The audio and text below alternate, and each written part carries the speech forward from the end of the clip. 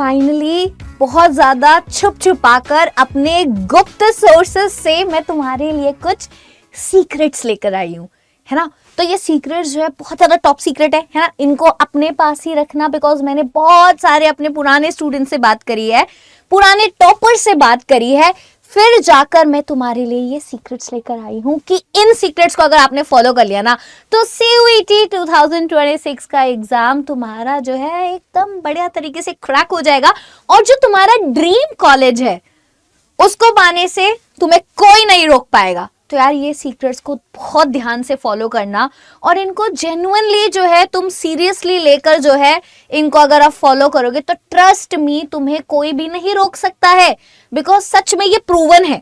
अगर आपने ये चीजें कर ली तो आप कर जाओगे। हाँ, बहुत सारी चीजें ऐसी होंगी जो आपको लगेगी नहीं मैम ये तो हमें पता है, पर यार यही है उस चीज का सीक्रेट जो कि आपको जो है आपका एग्जाम जो है क्रैक करा देगा। तो देखो, सबसे पहला सीक्रेट जो आपका है, सबसे पहला सीक्रेट जो मैं आपको बताना चाहती हूँ कि CUET जो है ना कुछ अलग नहीं है।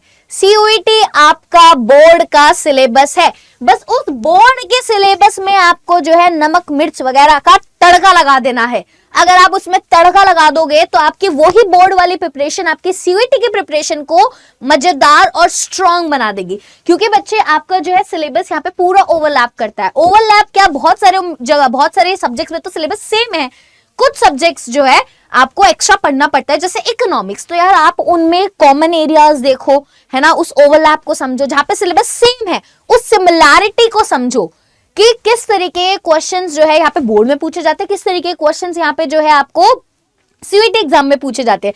क्योंकि दोनों के प्रिपरेशन करने के तरीके अलग होने चाहिए। यार देखो, दोनों का सिलेबस ठीक है, हम मानते हैं सेम है, बट दोनों की प्रिपरेशन स्ट्रैटेजी अलग है। जो हमारे टॉपर्स होते हैं ना, उन सभी ने मुझे ये सीक्रेट तो पक्का से बताया कि मैम यस, प्रिपरेशन स्ट्रैटेजी हमारी डिफरेंट रहती है। बोर्ड्स को हम एक अलग तरीके से हैंडल करते हैं और CUET एग्जाम को हम एक अलग तरीके से हैंडल करते हैं। अगर आप वो एक घिसी पिटी स्ट्रैटेजी जो बोर्ड में यूज करी थी वही अगर आप CUET में लगा दोगे तो यार आप यहाँ पे कामयाब नहीं हो पाओगे। क्योंकि मैंने बहुत सारे जो बोर्ड के टॉपर्स है उनको CUET में इतने कम मार्क्स लाते देखा है।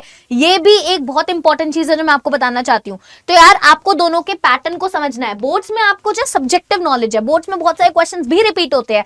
CUET जो है आपका एक इमर्जिंग इवॉल्विंग एग्जाम है। हर साल इसका लेवल बढ़ता जा रहा है, हर साल इसका लेवल बढ़ता जा रहा है। तो आपको पूरा एनालिसिस करना है, एनालिसिस करना है कि पूरा ट्रेंड क्या रहा है, पहले किस तरीके के क्वेश्चन आते थे, फिर किस तरीके के क्वेश्चन आते थे और आज किस तरीके के क्वेश्चंस आने वाले हैं। तो देखो यार, मेरी एक वीडियो भी पड़ी हुई है जिसमें मैंने पूरा पॉलिटिकल साइंस का, ज्योग्राफी का यहाँ पे जो हमने पूरा एनालिसिस कर रखा है कि कैसे कैसे जो है एग्जाम का पैटर्न रहता है। तो आप उस वीडियो को भी जरूर देखना। ऑल्सो देखो, CUET एग्जाम बिना प्रैक्टिस के कुछ भी नहीं है। अगर आप सिर्फ पढ़ रहे हो, NCERT पढ़ते जा रहे हो और आप क्वेश्चंस प्रैक्टिस नहीं कर रहे हो तो यार आप कभी भी जो है अच्छे मार्क्स स्कोर नहीं कर पाओगे। कहीं ना कहीं कमी रह जाएगी, कहीं ना कहीं तुम्हें लगेगा कि मैं बहुत पढ़ रहा हूं बट फिर भी मार्क्स क्यों नहीं ला पा रहा। बिकॉज मैंने आपको बोला ना, तड़का किस चीज का लगना है, तड़का तो भैया प्रैक्टिस का लगना है। हर टॉपिक से मैं कह रही हूं, हर एक सिंगल NCERT के पेज से 50 MCQ आपको करने हैं और ये मैं करवाऊंगी भी आगे आने वाले टाइम में। जब हम अपने एंड मूवमेंट पे पहुंचेंगे तो आप एक एक पेज से जितने भी क्वेश्चंस बनते हैं सब कराऊंगी, मैं ये सब कराऊंगी। और अगर आपने उतने क्वेश्चंस भी कर लिए ना यार, तुम्हारी नैया पार हो जाएगी। तो सबसे पहला सीक्रेट क्या है कि आपको जो है स्ट्रैटेजी समझनी है, यहाँ पे प्रैक्टिस की इंपॉर्टेंस समझनी है, अपनी CUET की अपनी स्ट्रैटेजी बनानी है। हर एक पेज से 50 से 100 क्वेश्चंस आपके बनने चाहिए। सेकेंड सीक्रेट जो आपको इंपॉर्टेंट पता होना चाहिए कि भैया PYQ, मैंने आपको बोला ना, ट्रेंड को एनालाइज करो। CUET जो है एक इवॉल्विंग एग्जाम है। अगर आप ट्रेंड के साथ नहीं चलोगे, वही घिसे पिटे पुराने टाइप के क्वेश्चंस करते रहोगे, ठीक है, माना वो PYQs है, इंपॉर्टेंट है, बट ट्रेंड भी जो है यहाँ पे चेंज होता है। तो आप पैटर्न को समझो यार, एग्जामिनर किस तरीके के क्वेश्चन पूछ रहा है, डिफिकल्टी लेवल कितना है, इजी क्वेश्चन कितने आ रहे हैं, मुश्किल क्वेश्चन कितने आ रहे हैं, है ना, टॉपिक की कितनी वेटेज है। क्योंकि यहाँ पे आपको दिए नहीं जाते कि इस चैप्टर में से इतने मार्क्स का आएगा, इस चैप्टर में से इतने मार्क्स का आएगा, नहीं यार, तुम्हें खुद पैटर्न को डिकोड करना है। इसमें मैं भी आपकी मदद करती हूँ।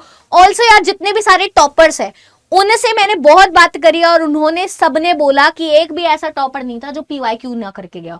और हमारी तो सीरीज भी चल रही है पीवाईक्यूज की, जहां पे हम पीवाईक्यूज आपको करवाते हैं कि किस तरीके के क्वेश्चंस आपको एग्जाम में देखने को मिलते हैं। ठीक है, तो आप यहाँ पे अपनी स्ट्रैटेजी बनानी है कि कौन कौन से टॉपिक्स बार बार पूछे जा रहे, बार बार पूछे जाते हैं। जैसे एक इमरजेंसी ऐसा टॉपिक है, बार बार पूछा जाता है, बार बार पूछा जाता है। अब वो कभी ऐसे पूछा जाता है, कभी ऐसे पूछा जाता है, कभी ऐसे पूछा जाता है, कभी ऐसे पूछा जाता है। तो आपको बस पता होना चाहिए कि ये इंपॉर्टेंट टॉपिक्स है, अब इनको मैं इतने अच्छे से प्रिपेयर कर लूँ, चाहे जैसे भी क्वेश्चन पूछा जाए, चाहे जिस भी तरीके से जो क्वेश्चन पूछा जाए, चाहे क्रोनोलॉजी में पूछा जाए, चाहे मैच द फॉलोइंग में पूछा जाए, मैं उन क्वेश्चंस को कर जाऊंगा, चाहे असर्शन रीजनिंग में पूछा जाए। ठीक है, तो आप जब पीवाईक्यूज पढ़ते हो तो you get to know about the pattern, you get to know about the important topics जो कि बार बार रिपीट हो रहे हैं, है ना। तो आपको जो है लास्ट 3 ईयर्स के अगर आप यहाँ पे पीवाईक्यूज लगा लेते तो आप मान लीजिए 30 to 40% प्रिपरेशन आपकी हो गई है ना। तो 30 to 40% प्रिपरेशन आपकी इससे हो जाते हैं। ये भी एक बहुत इंपॉर्टेंट सीक्रेट है। आप बोलोगे मैम ये तो हमने बातें सुनी हुई है, यार ये आपने बातें सुनी होगी, हाँ वहां से हर जगह से सुनी होगी, बट ये मैं पता करके ला रही हूँ, टॉपर से बात करके ला रही हूँ, तुम्हें विश्वास नहीं होता तो यार तुम हमारे इंटरव्यूज देख सकते हो, हमने टॉपर से बात करी है, पर्सनल लेवल पे बात करी है, तब जाके उनके पेट में से ये सारी बातें निकलवाई है कि सच सच बता रहा हूँ तुम्हारी स्ट्रैटेजी क्या रहेगी। और being a teacher we also know that कि यार ये चीज अगर आप फॉलो कर लोगे तो आपकी जो है चीजें बढ़िया हो जाएगी। अगला जो इंपॉर्टेंट सीक्रेट है यार यहाँ पे मॉक की स्ट्रैटेजी, मॉक टेस्ट देने की क्या स्ट्रैटेजी होनी चाहिए। तो मॉक टेस्ट देने की स्ट्रैटेजी यही है कि सिर्फ मॉक टेस्ट देते रहो, उससे कुछ काम नहीं होगा। आपको अपने मिस्टेक्स को एनालाइज करना है। मॉक टेस्ट देने के बाद सबसे इंपॉर्टेंट स्टेप होता है उसका एनालिसिस। अपनी एक पूरी मिस्टेक की नोटबुक बनाओ, ये बहुत इंपॉर्टेंट है यार। मैंने एक टॉपर से बात करी थी, उसने मुझे ये वाला पॉइंट बताया था कि अगर आप एक मिस्टेक नोटबुक बना लोगे ना, तुम्हारी चीजें जो अच्छी हो जाएगी, बिकॉज तुम्हें पता चल जाएगा कि यार इस चीज में मैं हमेशा मिस्टेक करता हूं। तो एंड मोमेंट में आपके पास क्या रहेगा, आपके पास आपकी गलतियों का पिटारा रहेगा, जिससे जब आप लास्ट में उसको देख के जाओगे तो आप एग्जाम में वो गलती नहीं करोगे, है ना। और आप एग्जाम टाइम पे प्रैक्टिस करो। वाह, ये वाली भी बात मैंने ना एक टॉपर से सुनी थी। वो कहता था कि मैम मेरे को पता था कि मेरा एग्जाम सुबह के टाइम पे होना है, but I am a night person, तो मुझे ना बड़ी दिक्कत आती थी कि मैं एग्जाम सुबह कैसे दूंगा, अरे मैं तो सुबह के टाइम तो मैं तो सोता हूं। तो वो क्या करता था, सुबह ही मॉक टेस्ट लगाता था, उसी टाइम पे मॉक टेस्ट लगाता था जिस टाइम पे उसका एग्जाम का टाइम होता था, क्योंकि एग्जाम से सुबह ही होते हैं यूजुअली, सबके जो है टाइम सुबह के टाइम पे ही होता है। तो आप अपने माइंड को उसी हिसाब से प्रिपेयर करो कि उस टाइम पे आपका दिमाग किससे, क्योंकि यार ब्रेन है हमारा, पूरे दिन में 24 घंटे में ब्रेन की भी तो एक अपनी अपनी पावर होती है ना, कि सुबह हमारा पूरा चार्ज होता है, फिर जो है होता है, अब कुछ लोगों का उल्टा भी चलता है, सुबह सबसे ज्यादा कम होता है, शाम दोपहर को थोड़ा एक्टिव होता है, रात को और एक्टिव हो जाता है। सो आपको अपने ब्रेन को उसी तरीके से ट्रेन करना है। और यार बिना कॉन्फिडेंस के कुछ नहीं हो सकता है।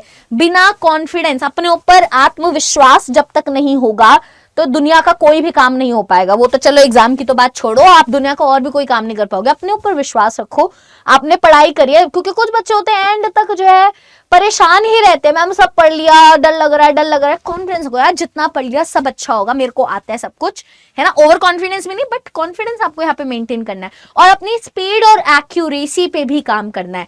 ये मॉक टेस्ट लगाते वक्त बच्चे ये चीजें आपको याद रखनी है, ठीक है। वहीं पर जो चौथा सीक्रेट है, ये तो यार कहीं छुपा ही नहीं है।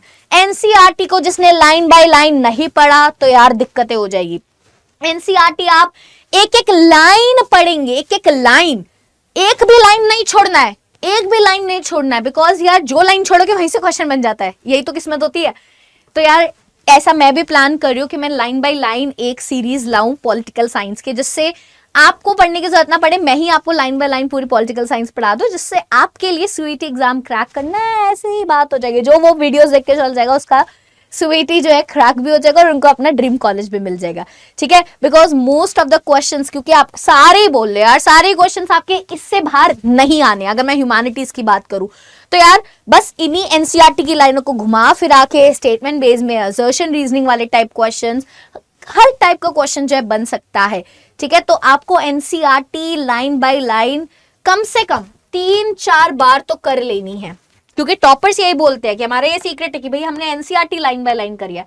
Also the most important secret जो मैं आपके साथ डिस्कस करना चाहती हूँ, सबसे important secret, first attempt mind set. यार जब हम लाइफ में ऑप्शंस लेकर चलते हैं ना, कि मेरे पास ये नहीं हुआ सीयूईटी, तो यार घर के पास कोई कॉलेज में एडमिशन ले लेंगे, अगर वो भी नहीं हुआ तो ड्रॉप ले लेंगे। जिन बच्चों का ये वाला माइंडसेट रहता है ना, ट्रस्ट मी, वो नहीं क्रैक कर पाते हैं, क्योंकि वो उनके पास ऑप्शन है ना, उन्होंने अपने साइड में ऑप्शन लेके चला। आप हमेशा ये सोच के चलिए कि भाई मेरे पास कोई ऑप्शन नहीं है, this is the last option, this is the last option in my life कुछ करने का।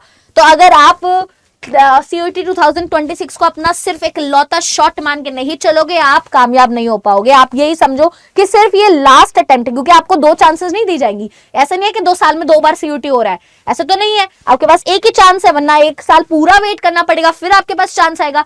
तो आप उसके कोशिश करो कि यार आपका ये सिर्फ एक चांस है, आपको इसी पे जो है बिल्कुल बीच में आपको हिट करना है। अगर एक बार हिट नहीं किया तो पूरा साल वेट करना पड़ेगा, है ना। तो अपने बेसिक्स को पूरा स्ट्रांग रखिए, प्रैक्टिस करो इंटेंसली, पागलों की तरह प्रैक्टिस में लग जाओ, ठीक है। अभी से लगोगे तभी जाके आपका, क्योंकि आपके पास तो एक सब्जेक्ट नहीं, मुझे तो चलो एक सब्जेक्ट पढ़ाना है, आपको तो बहुत सारे सब्जेक्ट पढ़ने हैं ना।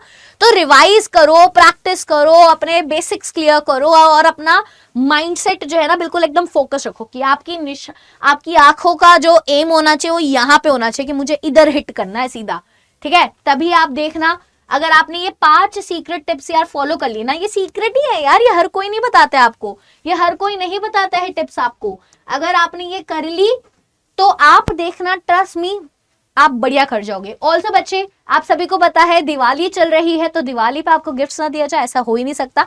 आपने अगर मेरी क्लासेस देखी, मैं पॉलिटिकल साइंस पढ़ाती हूँ, हमारे ह्यूमैनिटीज में आपको जो है फुल फ्लेज प्रिपरेशन आपको सीयूईटी की एग्जाम की कराई जाती है। तो अगर आप क्लास 12 प्लस सीयूईटी दोनों की तैयारी कर रहे हो तो यार महापैक बेस्ट ऑप्शन है।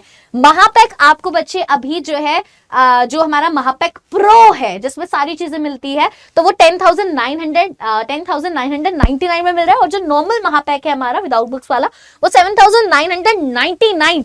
इससे कम प्राइस महापैक का आज तक नहीं हुआ है, ट्रस्ट मी। और आपको ये लेना कैसे बच्चे, आप जब वहां पे हमारी ऐप पे जाओगे ना, या फिर ऐप पे जाओगे, वेबसाइट पे जाओगे, तो वहां पे आप उसको महापैक को अपनी कार्ट में डाल लेना, जैसे आप Amazon वगैरह से शॉपिंग करते हो। उसके बाद क्योंकि आप वहां पे भी कोड लगाते हो जिससे आपको मैक्सिमम डिस्काउंट मिल जाता है, यहाँ पे भी आप सब लोग कोड लगाएंगे आशी40। जैसे ही आप आशी40 कोड लगा लोगे तो ये आपका ऑफर लग जाएगा, 7,999 का हो जाएगा, 10,999 का हो जाएगा सारे प्राइसेस, वरना अदरवाइज प्राइस थोड़ा हाई दिखा रहा होगा। वो जब आप टीचर्स का नाम यूज करोगे तो आपको उतना प्राइस दिखाएगा, ठीक है। तो आप ये कोड यूज करके जो है ले सकते हैं। ऑल्सो जिसको दिक्कत आ रही है, अगर कोई कंफ्यूज है कि मैम कौन सा महापैक मेरे लिए बेस्ट रहेगा, या फिर और बैचेस पे क्या डिस्काउंट है, इन बैचेस में मुझे क्या क्या मिलेगा, if you are confuse and you want कि मैम एक बार मैं आपसे बात करके लेना चाहता हूँ, मेरे को कुछ कंफ्यूजन है, तो यार आप सब लोग मोस्ट वेलकम है, आप मुझे मेल कर सकते हैं। मेरी मेल आईडी है ashi.sharma@adda247.com, ठीक है। बेझिझक हो कि आप मुझे अपना नाम और फोन नंबर, ठीक है, नाम और फोन नंबर के साथ जो है, फोन नंबर के साथ आप मुझे मेल कर सकते हैं। ऑल्सो आप कौन से बैच के लिए इंटरेस्टेड है, ठीक है, वो आप मुझे जो है मेल, इन 3 चीजों के साथ अपना मेल कर सकते हैं, ठीक है। तो आप ये कर लेना, आपको कोई भी दिक्कत आती है मैं एक बार क्लियर कर दूंगी। और प्लीज ये 5 सीक्रेट्स आप किसी के साथ मत शेयर करना, यूजुअली मैं कहती हूँ शेयर कर देना, बट ये मत शेयर करना किसी के साथ। बस आप सेशन को लाइक कर देना और नीचे वीडियो में बताना कि क्या ये 5 सीक्रेट आप लोग फॉलो करने वाले हो या नहीं। तो इसी तरीके के वीडियोस में हम मिलने वाले हैं अपने नेक्स्ट क्लास में। चलें, take care, thank you so much, bye bye.